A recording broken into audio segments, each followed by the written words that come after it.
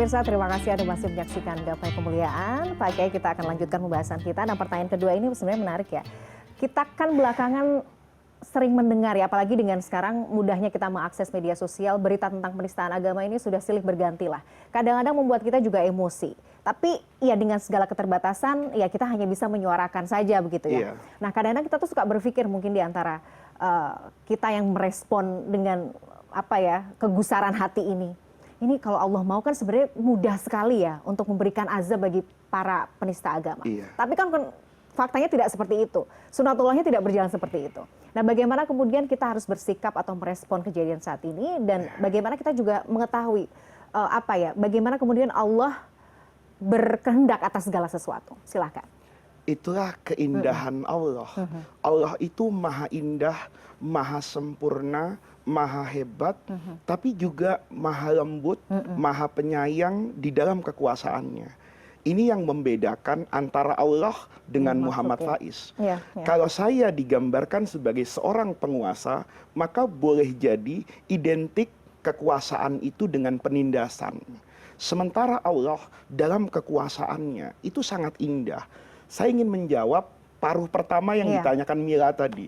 Mengapa Allah seakan-akan tidak bersikap? Kan itu pertanyaan orang awam. Ini ada agama dinistakan, kenapa kemudian tidak diazab, tidak dimatikan? Sebetulnya Mila, kalau pertanyaan itu kita tanyakan kepada diri kita sendiri, kita akan mendapatkan jawabannya. Memangnya orang yang menistakan agama itu hanya orang yang membakar Al-Quran.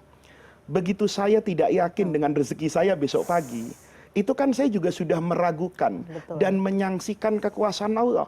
Saya diberitahu kok dalam Al-Quran, wa ma min dabbatin, semua yang melata yang hidup di muka dunia ini itu illa 'alallahi rizquha. Tapi sering kan kita tidak yakin dengan itu. Oleh karena itu menistakan agama itu kan banyak bentuknya. Pertanyaannya, kalau saya hari ini tidak taat kepada Allah, jatuh dalam kemaksiatan, apa kemudian keindahan hidup yang saya miliki langsung dicabut oleh Allah? Takut Pak Kiai, nggak mau. Artinya apa? Mila misalnya misalnya nanti sholat duhur ndak sholat, misalnya ya, jangan sampai ndak sholat misalnya. Tapi kemudian apa waktu asar nggak dapat makan? Apa kemudian oksigen Allah tarik semua? Enggak juga kan? Artinya itu dibiarkan oleh Allah. Kenapa? Nah, karena konsepnya ketika berkaitan dengan maksiat kepada Allah, ini makanya teman saya itu sekarang suka bercanda. Kita ini kalau dosa kepada Allah itu dengan istighfar diampuni. Tapi rekam jejak digital itu tidak diampuni oleh Google. Artinya apa? Dari situ bercanda yang sederhana itu saya ingin masuk betapa Allah itu Ghafurur Rahim. Allah itu maha penyayang. Maka kata Al-Quran, di dalam Al-Quran itu Allah berfirman, wa rabbukal ghafur. Allah itu ghafur, maha pengampun. Bukan sekedar maha pengampun, dzurrahmah. Tapi memang sedari awal sifat rahmat itu nempel pada Allah. Bahkan sifat rahmat ini akan selalu mendahului kemurkaan Allah. Wa rahmati sabaqat ghadabi. Itu adalah pola interaksi Allah dengan hambanya. Maka ayat tadi meneruskan kan, lau yu'akhidhuhum, kalau seandainya Allah harus menghukum mereka, orang yang menistakan agama, yang tidak beriman kepada Allah, bima kasabu, kontan seiring dengan kelakuan mereka, la'ajjalalahumul adab, pasti akan langsung turun adab. Tetapi apakah itu akan mendatangkan kemaslahatan bagi hidup? Enggak. Kita bisa mengambil pelajaran. Kebetulan sekarang ini kan kita masih bulan Muharram. Sebelum Nabi ke Madinah, Nabi itu hijrah ke Taif kan. Nabi itu datang ke kota Taif, menemui Bani Sakif. Itu Nabi bukan disambut loh, tapi disambit. Bahkan berdarah. Malaikat Jibril yang kehilangan kesabaran. Bukan Rasulullahnya loh. Turun malaikat Jibril itu, kata malaikat Jibril, ya Rasulullah ini udah kebangetan ini. Gimana nih, saya kebetulan bawa staf ahli saya nih, urusan gunung nih. Saya timpakan gunungnya. Apa mau dibuat likuifasi saja supaya tanah Taif itu bergerak? Kata Nabi, jangan. Mereka itu belum mengerti tentang iman. Bukan mereka yang salah. Mungkin saya yang kurang sabar. Mungkin saya belum lama berdakwah. Apa kata Nabi? Jangan timpakan azab kepada mereka. Fa innahum qaumi. Karena bagaimanapun mereka adalah saudara saya, sebangsa dan setanah air. Saya tetap memiliki harapan dan optimis. Kalaupun mereka tidak beriman, siapa tahu anak keturunannya. Waqad shadaq, kata ulama. Benar Rasulullah. Anak keturunan Bani Sakif kemudian menjadi orang-orang yang baik. Bahkan kota Taif sekarang sering kali dijadikan tujuan setelah umroh. Itu seandainya dulu ditimpakan gunung ke sana, kan bukan lagi menjadi cerita yang indah. Jadi di sini, kalau ada kesalahan seorang hamba, sebesar apapun, maka Allah itu yang bersifat Rahman, bersifat Rahim, bersifat Ghafur, pengasih, penyayang, maha pengampun, penerima taubat, itu ada dua kan. Dia dibiarkan untuk mendapatkan kesempatan yang lebih panjang, mendengarkan kebenaran untuk kembali kepada Allah. Kalau kemudian mereka tidak kembali kepada Allah, maka kalau bahasa hukum sudah cukup alasannya. Gitu loh. Oleh karena itu kita harus ingat, Allah itu sebetulnya hanya memberikan tempo kepada kita, diulur. Ayo kamu bandel sekarang, saya ulur. Ayo apa kamu cari deh, ada nggak Tuhan yang lebih penyayang dari saya? Ada nggak ajaran yang lebih manusiawi dari ajaran yang saya turunkan? Ada nggak cinta dalam agama yang bisa kalian dapatkan selain cinta saya? Itu kan sebetulnya diulur waktunya. Nah, oleh karena itu, itulah sebabnya kalau ada orang menistakan agama, itu tidak kemudian Allah menurunkan azab. Karena bisa jadi orang yang hari ini salah, bisa jadi orang baik masa yang akan datang. Sayyidina Umar kan jelas-jelas mau bunuh Nabi. Sekarang dimakamkan di samping makam Nabi. Itu kan menunjukkan kedudukan Sayyidina Umar di sisi Rasulullah gitu loh. Nah, ini manfaatnya. Nah, adapun yang kedua, sikap kita ini juga bagian dari rahmat Allah. Ngasih kesempatan saya untuk berdakwah kan. Seandainya orang yang menista Quran langsung diadab sama Allah mati, maka tidak ada kesempatan buat saya untuk berdakwah.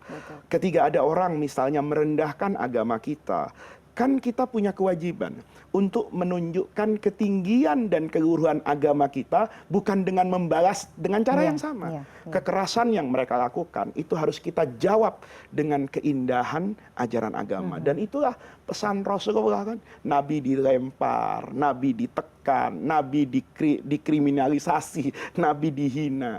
Itu dijawab dengan keluhuran akhlak. Nah, pada aspek ini ketika ada orang misalnya menistakan agama, di satu sisi kita boleh marah, tapi marahnya itu bukan ngamuk, marah ekspresi kecintaan kepada Allah, ekspresi kecintaan kepada Al-Quran. Jadi kalau seperti ini nggak boleh orang protes kan. Kalau ada orang misalnya memaki istri saya, istrimu jelek, saya pasti marah kan. Marah saya itu bukan saya kengamukan orangnya, karena rasa cinta saya. Kalau saya diem aja, kata istri saya, ini suami sebenarnya cinta nggak sih sama saya? Jangan saya beneran jelek. Ya kan begitu. Sama toh. Mila kalau misalnya anaknya dihina, orang tuanya dihina. Nah, ketika kita marah itu kan ekspresi kecintaan. Tetapi kita perlu menunjukkan, loh, saya ini cinta sama istri saya karena A, B, C, D. Saya cinta sama orang tua saya, kalian anggap orang tua saya nggak baik, tapi saya punya sejuta alasan untuk mengatakan. Ketika kita menjelaskan kebaikan orang tua, istri dan anak, maka yang terjadi di sana adalah ketinggian nilai. Kan? Betul.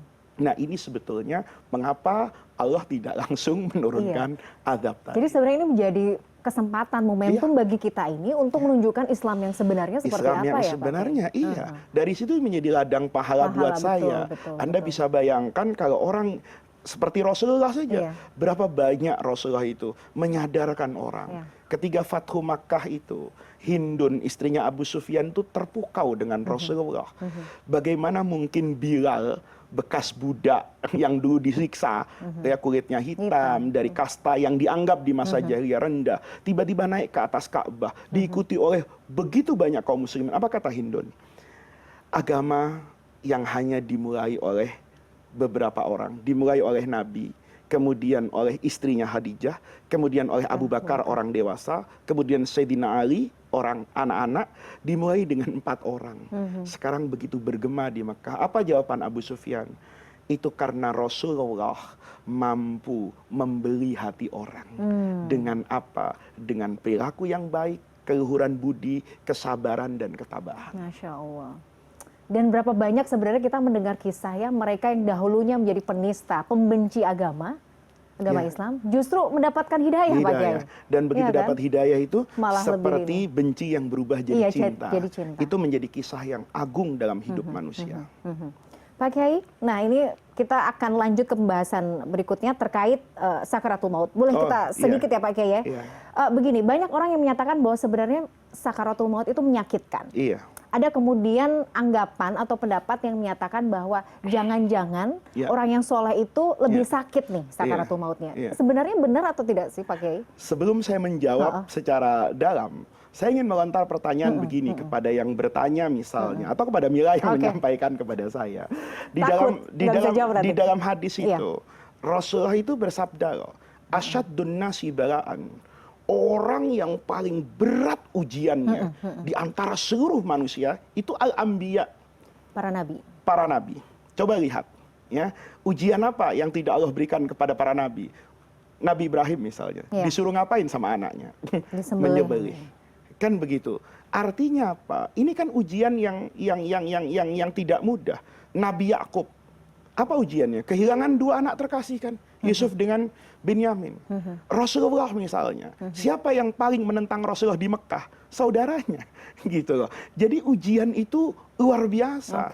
Misalnya Masyitoh. Yang dikatakan tukang sisir anaknya Fir'aun. Diapakan itu? Ashabul Uhdud. Diapakan itu? Itu kalau kita lihat Nabi dan orang soleh. Itu ujiannya besar-besar. Pertanyaannya.